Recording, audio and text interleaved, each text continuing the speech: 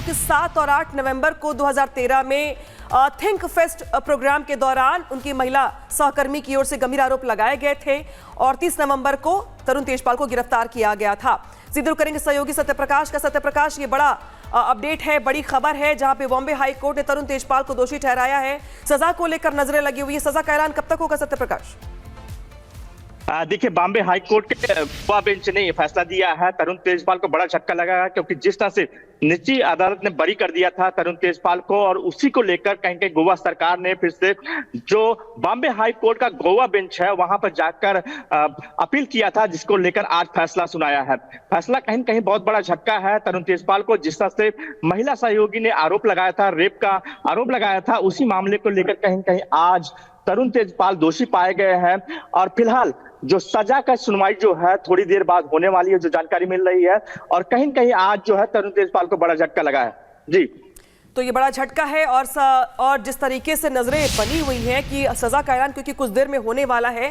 सत्यप्रकाश, ये पूरा का पूरा मामला कहीं ना कहीं बहुत सारे लोगों के लिए एग्जाम्पल भी सेट करता है, क्योंकि आपको भी याद होगा 2013 का ये मामला है।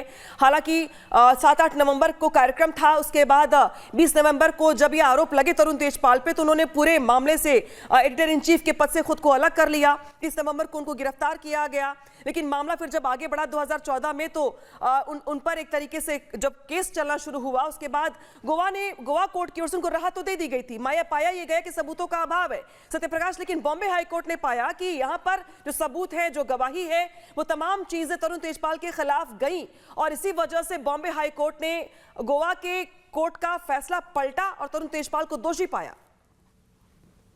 देखिए, बॉम्बे हाई कोर्ट के गोवा बेंच ने यह फैसला सुनाया है और ये फैसला कहीं कहीं जो निचली अदालत ने जो फैसला दिया था, गोवा के निचली अदालत ने सेशन कोर्ट ने फैसला दिया था कि तरुण तेजपाल को बरी कर दिया था। कहीं कहीं उस समय जो है सरकार को बहुत बड़ा झटका लगा था, क्योंकि जिस तरह से सरकार इस मामले को लेकर पुलिस जांच किया था, जो सबूत इकट्ठा किए थे, लेकिन जो सेशन कोर्ट ने कहीं कहीं सबूतों का अभाव में कहीं बरी कर दिया था। लेकिन आज जो है बॉम्बे हाई कोर्ट के गोवा बेंच ने यह फैसला सुनाया है, तरुण तेजपाल जो है दोषी पाए गए हैं। 2013 का मामला है, 8 नवंबर का मामला है, जब महिला सहयोगी ने आरोप लगाया था कि रेप का आरोप लगाया था, जिसको लेकर लंबा ये कानूनी लड़ाई चला और जिसके बाद कहीं कहीं आज बॉम्बे हाई कोर्ट का जो गोवा बेंच ने ये फैसला सुनाया है, तरुण तेजपाल को दोषी ठहराया। अब देखना है कि बॉम्बे हाई कोर्ट के गोवा बेंच क्या सजा सुनाती है, ये देखने वाली बात होगी। जी सत्यप्रकाश, देखिए ये जो पूरा मामला था बहुत हाई प्रोफाइल मामला था। इसको लेकर जब गोवा से बरी हुए थे तरुण तेजपाल तब भी बहुत सारे सवाल उठे थे, लेकिन अब जब बॉम्बे हाई कोर्ट ने दोषी करार दिया है तो एक एग्जाम्पल तो सेट हुआ ही है। आगे इस तरह के कोई मामले आते हैं तो उसमें भी साइट किया जाएगा। ये भी आपसे समझना चाहेंगे कितनी देर में सुनवाई होगी और क्या क्या धाराएं लगाई गई हैं जिसके तहत कितनी सजा हो सकती है, कितना जुर्माना हो सकता है, अगर आप कुछ अंदाजा दे पाए।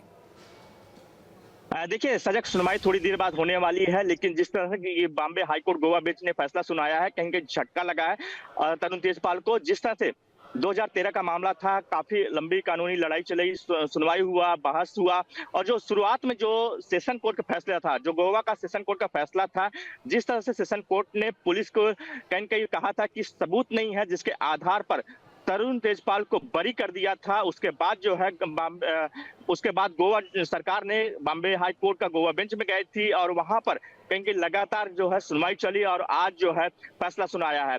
थोड़ी देर बाद बताया जा रहा है कि दोपहर बाद जो है सजा की सुनवाई शुरू होगी। फिलहाल कहीं कहीं जिस तरह से फैसला दिया है, जिस तरह से एक कानूनी लड़ाई चली, कहीं कहीं आज बॉम्बे हाई कोर्ट के गोवा बेंच ने तरुण तेजपाल को झटका दिया है। तो दोपहर के बाद सजा का ऐलान होगा और उसके बाद तस्वीर साफ हो पाएगी कि आखिर सजा में क्या कुछ कहा गया है और क्या कुछ टिप्पणियां की जा रही हैं, धाराएं कौन कौन सी लगाई। तो सत्यप्रकाश, यहाँ पे हम जानकारियां साझा कर रहे हैं, लेकिन याद दिला दें आपको कि 2013 में जिस तरीके से ये मामला निकल के सामने आया उसने पूरे देश को हैरान कर दिया।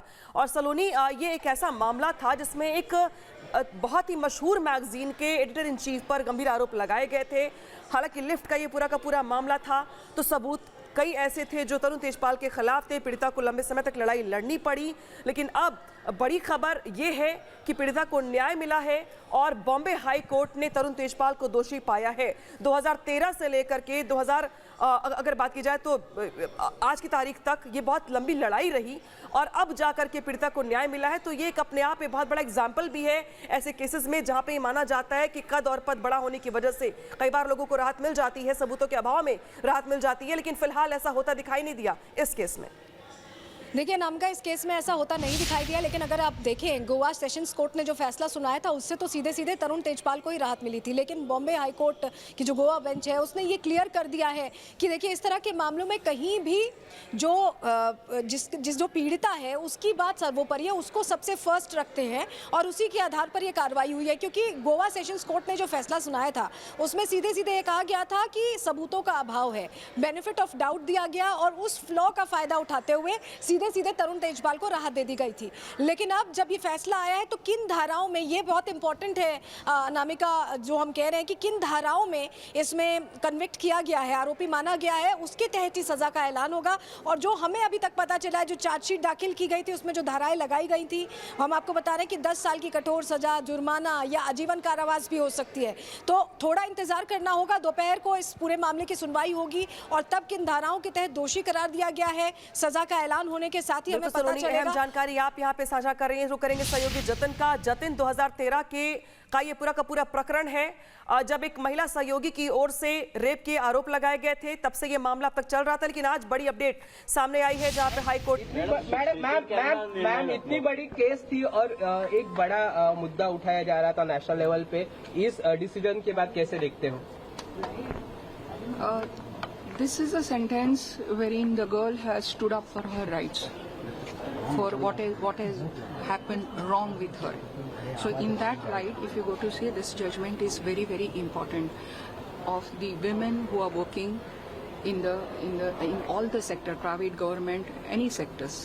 But conviction normally खूप कमी येतो बाबा, खूप वर्षांनी conviction जाता कसे Everything has been presented well. The investigation, as well as the prosecution, as well as the advocates of our legal counsels have presented the case well before the court. Madam, तुमचं argument किती असेल तुमच्या वटेने या केसी बाबतीत? Arguments were already witnessed by everyone before the court. Okay, आता शिक्षेचेर केन्ना निर्णय जातलो? आता वडेजांग आसा.